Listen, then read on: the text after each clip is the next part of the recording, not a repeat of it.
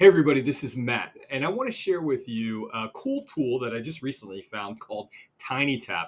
It's perfect for elementary students and allows you to provide different scaffolds and supports, especially with the littles. So this is tinytap.com that you can go to, and there's a variety of different games that you can play. Right now we're into October, so Halloween games are very popular. And as you can see, there are all sorts of different games available. You can even do a search. And one of the cool things is that if you have ESL students, this could be a great tool that you could use for them as well. So you have different categories, you have different things you can search for.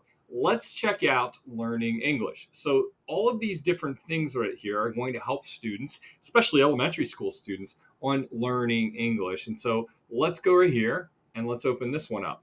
So you can play any one of these games that you see right here, and you can have your students play these games very easily by clicking on the share button. Now, this share button allows you to share this via social media or Google Classroom, as you can see right here. And I can even just share this link on my learning management system, or I can embed it on my website. So this is kind of cool. I'll just show you what it looks like when you paste this and put it in your learning management system. It's the same window. Okay. So now I can go ahead and open this up. The boy hurt his knee, and I would feel so sad if this happened to me. So it allows you to have a No, 15 if you seconds. spilled your food tray, what face would you make?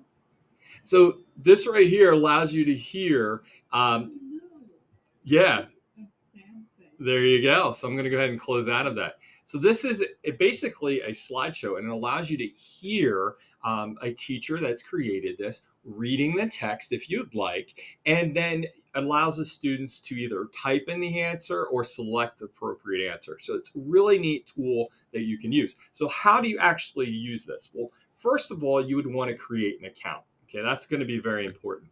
The second thing that you can do is once you're signed in, hit the create button. When you hit the create button, you can create your own games. Now, what I did is I actually did a multiplication game right here not too long ago, and I'm going to show you how I made that. So, first of all, you can go ahead and create a game. What I like about TinyTap is they have a variety of different videos to get you started on your very first activity. So, if you're not very comfortable with this, it allows you to do that. Plus, there's a variety of different activities already out there to help you. So, you have this toolbar right here, and this is your slide, very much like a PowerPoint slide or a Google slide. And you can go right up here. This is going to be your what is called your creation pack. And your creation pack allows you to go through and choose a layout. I had some crayons. You can clear it off by just simply choosing that. You can choose different types of layouts right there if you'd like. I can go and choose a style. So what that means is just choosing the color paper that I'm going to have or my slide behind here. So I'm going to just do this. Okay, so as you can see, it looks like this. So you can mix and match as you would like. Click the arrow in order to get back.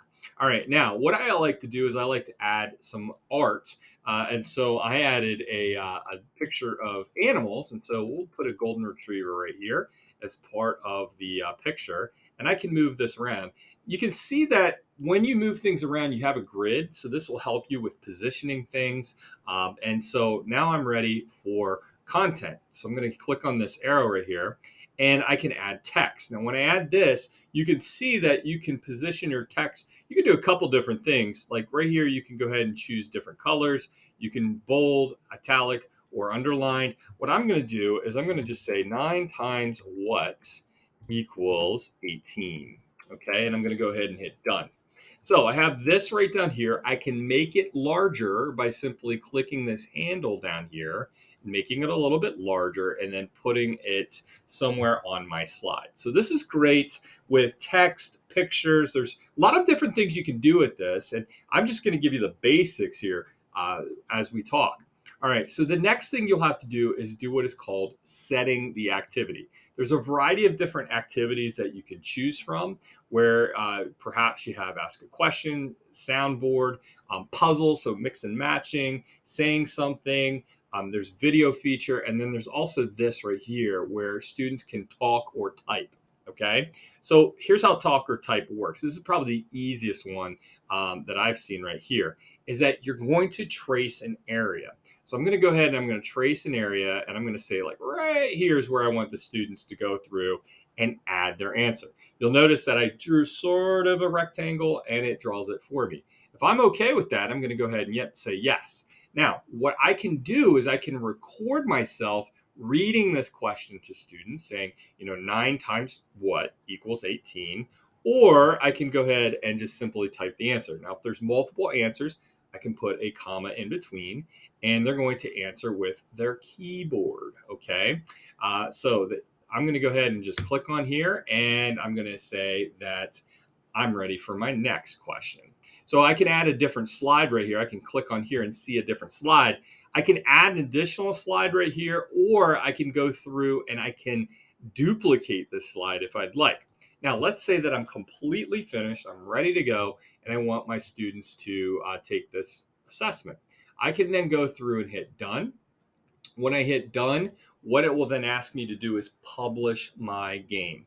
Okay, so once I go ahead and I put in my name, I write down a description, the category, I can then publish it. So I'm going to save it as a draft right now because I'm going to work on it later. But I do want to show you one that I've published already. This is a published game. I can open this up, and as you can see, here is my game. Now, one of the things you can also do with this, there's some more advanced features if you want to assign this to a class and you want to have a roster of students, you most certainly can do that. You may want to check into TinyTap on how to do that. What I've found is easiest working with the population that I work with is just simply sharing it and sharing this particular activity and then putting it on my learning management system. So that gives you a little overview of TinyTap. You can create your own games. You can use games that already exist. And like I said, it's a great tool primarily for elementary school students and even ESL populations, maybe in middle school or even high school. But this is a great tool because it provides scaffolds and supports in the form of audio clips, video clips, and hands-on activities. So give it a try and let me know what you think.